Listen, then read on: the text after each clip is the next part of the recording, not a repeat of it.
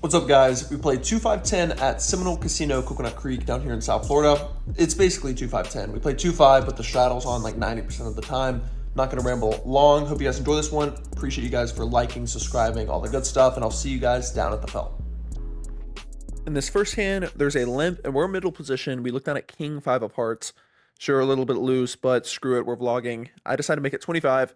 We see a call from behind me by my friend Paul, and then the limper decides to call as well. So we're going three ways to a flop, which comes 8 high, but there's 2 hearts on board. Flush draw is pretty good. I put in a C bet, and Paul decides to min raise me to $75. Basically a min raise. The other guy folds. And for this price, I think we could maybe put in another raise. But as played, I just decided to call, and we're off to see a turn, which is a pretty good card. It is the Queen of Clubs. I say it's a good card because it is an over card and a Broadway card, a big card, whatever you want to call it, and I raised before the flop, so should be a little bit better for me. Don't really expect him to ever have a queen here after min raising the flop. I think this is actually a good card to lead on, but I just decided to check, play him flow, and he checks it back, which I'm happy to see. The river now is another really good card. It is an ace. Yes, it is true that we arrived at the river with king high, but this still is a really good run out considering that there's 2 Broadway cards on the turn in the river, and he checked back the turn. I just think this is a mandatory spot to turn our hand into a bluff. So I decide to lead out for $200. Paul thinks for a little bit and does decide to fold. In this next hand, we see my friend Chris open up under the gun 220. We see 2 calls. We're in the small blind with 2 red 6s. Definitely going to get involved. I put in the call and the big blind tags along as well. Going 5 ways to a flop, we somehow flop an overpair on 4 deuce deuce. There's 2 clubs out there. I play in flow and check. Checks to Chris. He puts in a C bet. Folds to me. Definitely not folding an overpair, even though I really don't love the situation, considering he raised before the flop. In early position, he could easily have big pairs. But once again, not folding 6s to this price. I call, and the other players fold. The turn is an overcard, but it looks pretty good. It's an offsuit 9. I wouldn't really imagine Chris having many 9s here. So I decide to still play in flow. I check it. Don't think we can get called by much worse if I lead. And I'm happy to see him check it back. At this point, I'm feeling a lot better about my hand. Pretty sure that we do have the best hand at this point. When the river pairs the bottom card and comes another deuce, I think this is actually a really good card for our exact hand. Now, I think if we lead out, we can target hands such as ace high, ace king, ace queen, ace jack, those kind of hands.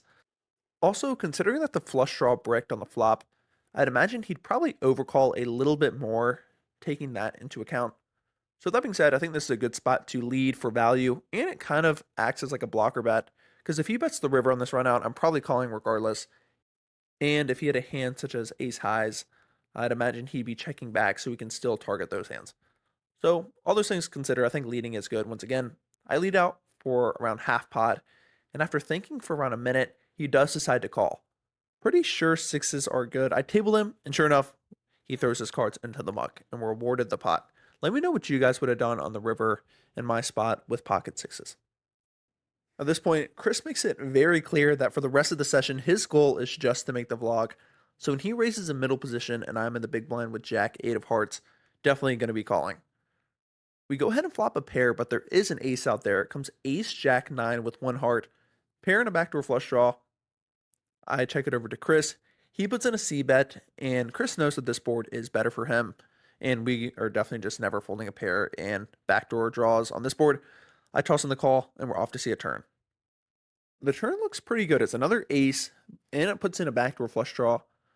I decide to play in flow and check it, and it's kind of uncomfortable when Chris does bet again. Definitely not folding now, especially for this price. I decide to make the call. Once again, at this point, really just want a cheap showdown. So the river doesn't really change much. It's another 9. Don't imagine he would ever bet the turn with a 9. So once again, still pretty sure that if we were ahead on the turn, we're likely still ahead. See no point in leading. We're not getting called by worse.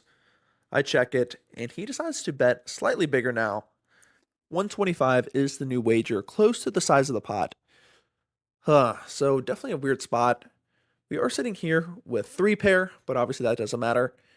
Chris is definitely still good enough to be triple barreling on this board. He could have a hand such as king 10, queen 10, Broadway hands such as totally bricked, or just some middling suited connectors that maybe turn to flush draw, bricked, and just absolutely putting us to the test.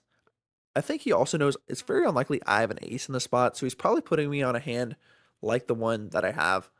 And Chris, once again, is definitely good enough to bluff in these spots. So when it's close, I'm just going to call. And luckily, he says that a jack is good. So I table my hand right away. And once again, we are absolutely wrecking Chris. But it's all out of love. Chris is my good friend. And we do win another pot by making a pretty tough call. In this next hand, we see Paul open up under the gun. We're in the small blind with queen 10 of spades. We make the call, and the big blind calls as well. The flop goes ahead and comes queen high, always pretty good. Paul puts in a C bet. I make the call, pretty standard stuff, and the big blind calls as well. The turn now is a 3 of clubs. Doesn't really change much, but does put a backdoor flush draw on the board. Checks the Paul once again, and now he bets pretty big. He bets 175. Immediately, definitely not feeling good about this hand so far. The way he's played it, we really don't beat too much. Like, I wouldn't imagine he'd ever be doing this with like queen 9, ace king. So that being said, with this sizing, just really don't like the situation. I decided to just fold and wait for a better spot. Luckily, the big blind does call, and on the river, we do see that Paul had queen jack, so we did have us the whole time. And luckily, we do make a pretty good fold there on the turn. In this next hand, we have a much better hand. We go ahead and look down at 2 aces under the gun. We raise it up to 20, and we see 4 calls. So definitely not ideal, but at least we're getting action with aces. Better than everyone folding, I guess. So going 5 ways to a flop with aces, I'm going to navigate with some caution until the flop comes down ace 8 9 with 2 spades. That's right, we go ahead and flop the nuts in a 5-way pot. On a board this dynamic, normally with top set, some people can get around checking, but we can get called by so many hands here. Flush draws, straight draws, maybe the last ace, sets maybe, 2 pair. There's just so much that we can get value from. So I'm going to be putting in a C bet, but don't want to go too big. We do have the ace of spades in our hand. I bet $35. Paul now in middle position makes the call. Action folds to the button, and I see him cut out a few more chips than 35. He goes ahead and puts in a raise to 125. It folds to me, getting raised with the absolute nuts. We each have like 1,300 behind. This is just an amazing feeling. So I play with this player a lot, and he really doesn't get out of line that much. So hands that I'm putting him on is like 2 pair, sick combo draws like jack 10 of spades, 6 7 of spades, those kind of hands. He definitely doesn't have the nut flush draw here because we do have the ace of spades. So I'm putting him more on value hands.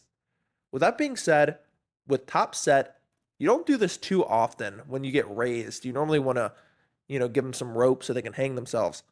But I think this is actually a decent board with our stack sizes to put in another raise. If he has any of the hands mentioned, sets, 2 pairs, sick combo draws, he's just not folding. So I decided to put in another raise to 375. Paul does fold as I figured, and after thinking for about 20 seconds, I hear the words all in.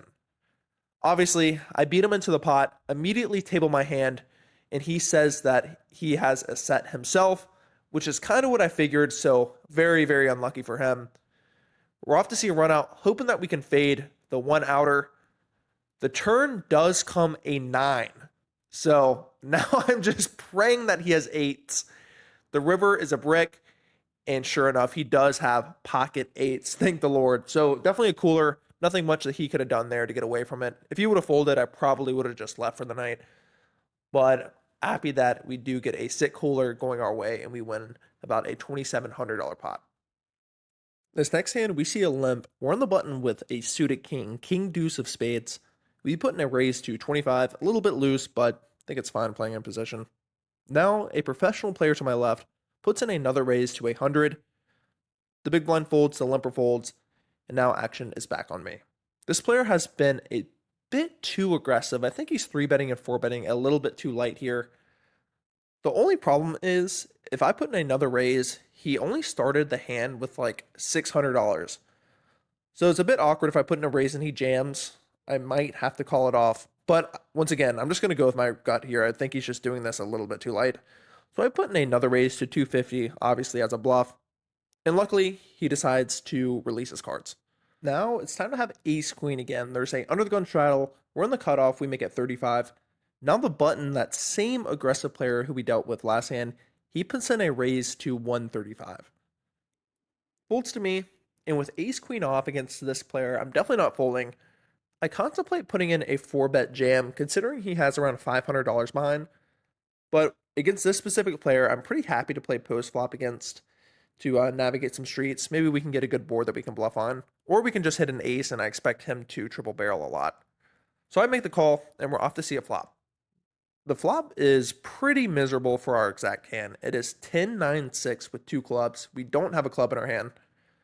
I check it over to him. He puts in a C bet of $60. I think he still could be doing this pretty light. Ace queen high could be good, but on this board, I'm more interested in turning my hand into a bluff if we hit a good card to do so, such as maybe like another 10, maybe a 7 and 8, cards that put four liners out there. So I make the call planning on bluffing on a lot of turn cards.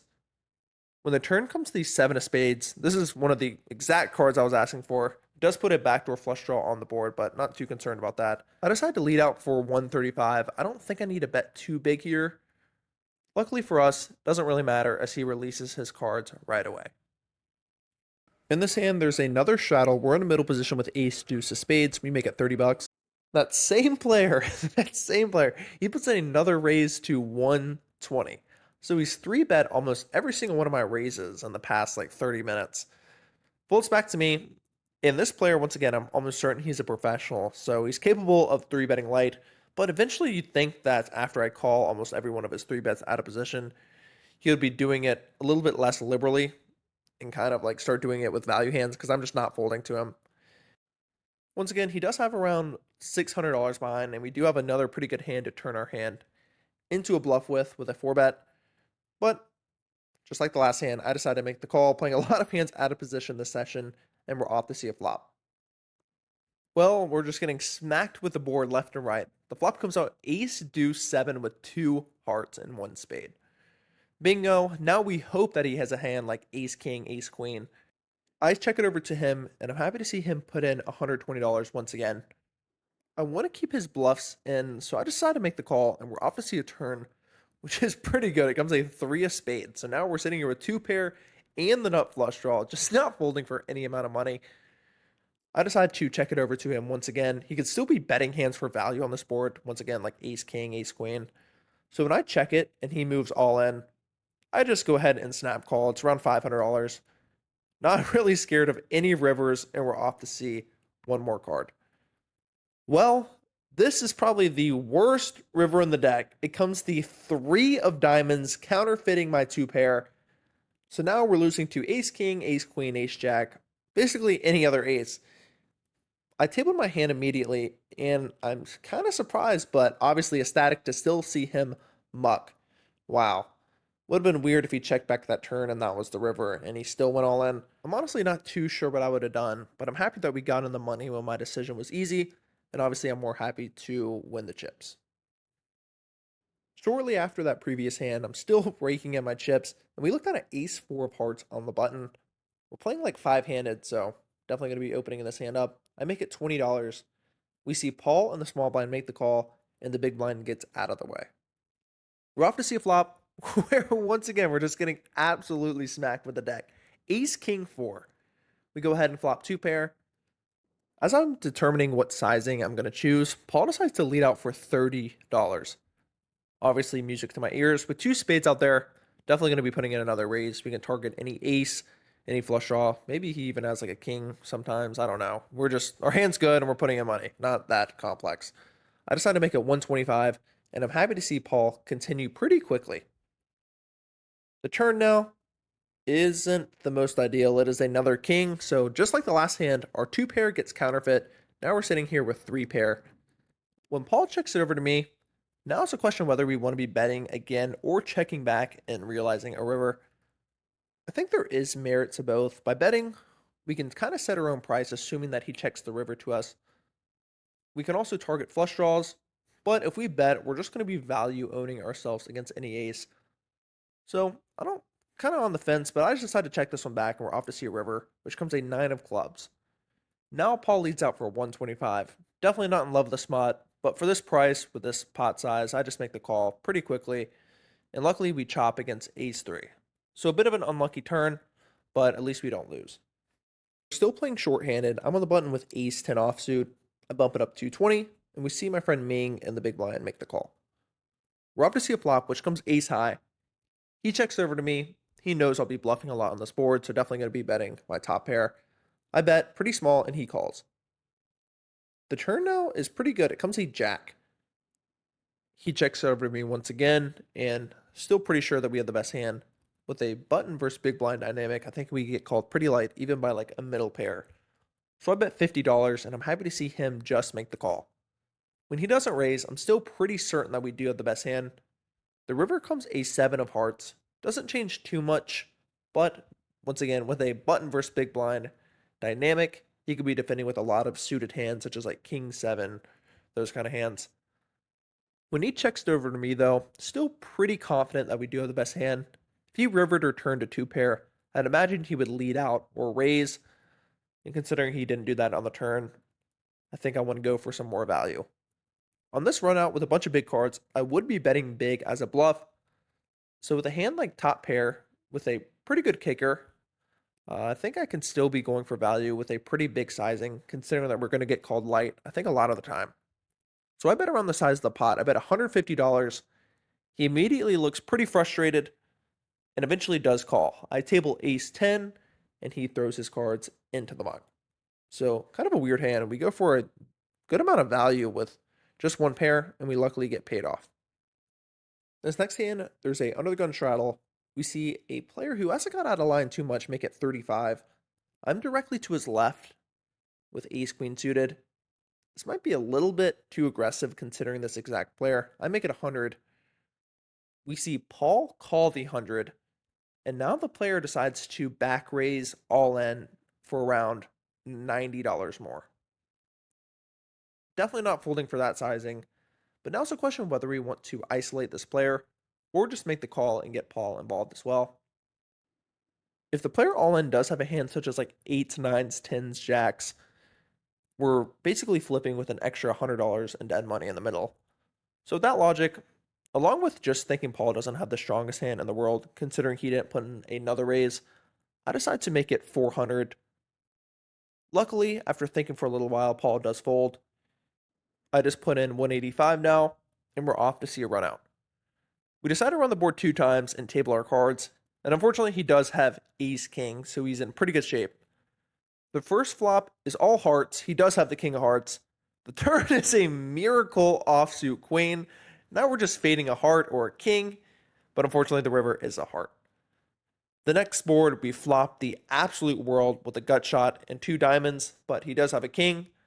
The turn's a brick, so now we need a 10 or a diamond, and luckily an offsuit 10 does come through. You know what they say, everyone does love a chop pot, and that is definitely the case when you had the worst hand to start with. In this next one, we see an under the gun straddle. In early position, the same player we got involved with last hand makes it 30. I'm directly to his left with 7, 8 of clubs. I make the call, and the button, my friend Ming, makes the call as well. So we're going 3 ways to a flop. A jack 5-6 with 2 diamonds and 1 club board isn't all that bad. We go ahead and flop open-ended with a backdoor flush draw. The initial raiser continues for $50. I make the call, and Ming calls as well. Still 3 ways to a turn, which comes an ace. Doesn't help us at all. He continues for 100. He only has around 250 behind, and Ming maybe has around 350 or 400. And also with only 6 clean outs, I just decide to fold and live to see another one. In this next hand, we see a limp, and we're on the button with king 6 of clubs. We decide to make it 25. Both the blinds call 25, and the limper calls as well. So we're going to be going 4 ways to a flop, which does come king high. Obviously pretty good to flop top pair when you raise king 6 of clubs. It checks to me, and normally I would be c-betting this board because, I have top pair, but I think this is also a good spot to check sometimes, disguise the strength of our hand, and we can also pot control with such a weak kicker. I check, and we see the 4 of diamonds on the turn, introducing a backdoor flush draw, but also giving us a gut shot. Ming now leads out for $50. It folds to me, and I don't really think I can ever raise here. Don't really know what I can get called by that's worse, so I just call, and we're off to see a river, which is kind of an interesting card. It is the 5 of diamonds, so we hit our straight, but it does bring in the backdoor flush. Luckily, Ming pumps the brakes and checks, so now I'm feeling very, very confident that we have the best hand. In terms of sizing, This is kind of an interesting run out because it's really hard for me to have a 6 considering that I raise pre-flop, and it's just pretty hard to make straights in general. Also, Ming knows that I like to bluff a lot, so I decided to bet the size of the pot. Luckily, he doesn't think for too long and does call, and sure enough, we are good. So we drag in yet another pot. For the last hand of the night, there's a button straddle. We're in the small blind. We make it 30 with ace queen offsuit. Big blind folds, and Paul, in early position, he decides to make it 105. It folds back to me, and me and Paul are both pretty deep. He is around 1800, and I do have him covered at this point. I know we have been playing so many hands out of position this session, but here is yet another one. I decide to make the call, and we're off to see a flop. Well, the flop does go ahead and come ace high, so pretty much exactly what we're asking for. If he has ace king, then this obviously is an absolute nightmare. I check it over to him, and he bets pretty big. He bets the size of the pot. Paul is definitely good enough to be bluffing in the spot, but he's also good enough to be taking the sizing with a hand such as ace-king. But obviously, we are not folding to a single bet. I make the call, and we're off to see a turn, which comes the 4 of diamonds. Looks pretty good to me. Introduces a backdoor flush draw. In the front door flush, neither that we block. So now I check it over to him, and he bets 500. Pretty big bet once again. I think I still have to be calling here. He still could have a lot of bluffs, such as queen, jack of diamonds, king, queen of diamonds, king, queen of hearts, those kind of hands. Just not folding ace, queen on this board. Like, what much more do I want? So I make the call, and we're off to see a river. Praying, honestly, that it goes check, check. The river is kind of an action-killing card. It comes to the 8 of diamonds, so the backdoor flush does come in, and now it is a 4-liner. I don't see much point in leading. Sure, I could set my own price, but if he's bluffing here, I'll allow him to have a little bit more rope. I check it, and Paul quickly checks back. At this point, I think that he could easily be taking this line with ace-king. I table my hand, and I'm pretty happy to see him have the same exact hand, ace-queen. So we go ahead and chop this one up for the last hand of the night.